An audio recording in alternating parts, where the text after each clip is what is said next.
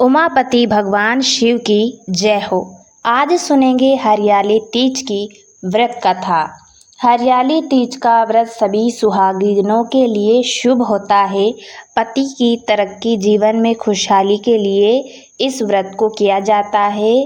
मान्यता है कि जो भी श्रद्धा भक्ति सहित माता पार्वती और भगवान शिव की पूजा उपासना इस व्रत में करता है, उसके सभी कष्ट दूर हो जाता है और सुहागिन महिलाओं को अखंड सौभाग्य की प्राप्ति होती है। भगवान शिव और माता पार्वती की एक पौराणिक कथा है।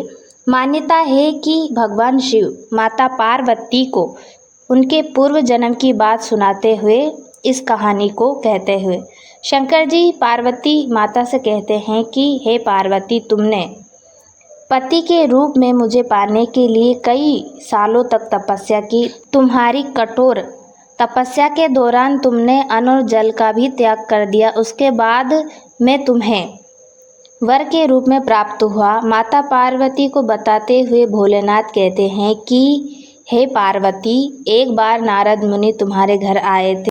घर जाने के बाद नारद मुनि ने आपके पिता से कहा कि मैं भगवान विष्णु के भेजने पर यहाँ आया हूँ। भगवान विष्णु जी स्वयं आपकी तेजस्वी कन्या पार्वती से विवाह करना चाहते हैं।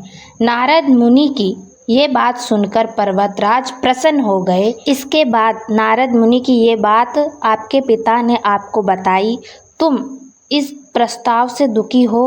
फिर से इस बात का जिक्र तुमने अपनी सखी से किया था। तुम्हारी सखी ने तुम्हें कठोर तप करने की सलाह दी। इसके बाद तुम मुझे पति के रूप में प्राप्त करने के लिए एक जंगल की गुफा में चली गई।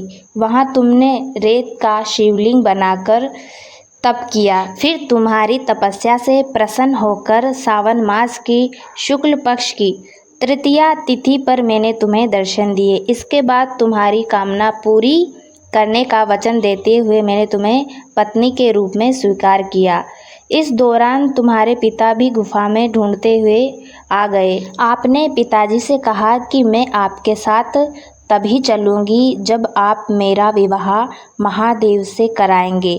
तुम्हारी बात सुनकर उन्होंने विवाह करने के लिए हाँ कर दी। इस दौरान भगवान शिव माता पार्वती से कहते हैं कि सावन मास के शुक्ल पक्ष की तीज के दिन तुम्हारी इच्छा पूरी हुई और तुम्हारे कठोर तप की वजह से हमारा विवाह भी हुआ। तभी से ये मान्यता है कि जो भी महिला सावन तीज का व्रत करती है उसके वैवाहिक जीवन में खुशियाँ बनी रहती है, अखंड सौभाग्य की प्राप्ति होती है, मनवांछित सभी कामनाएं पूर्ण होती है।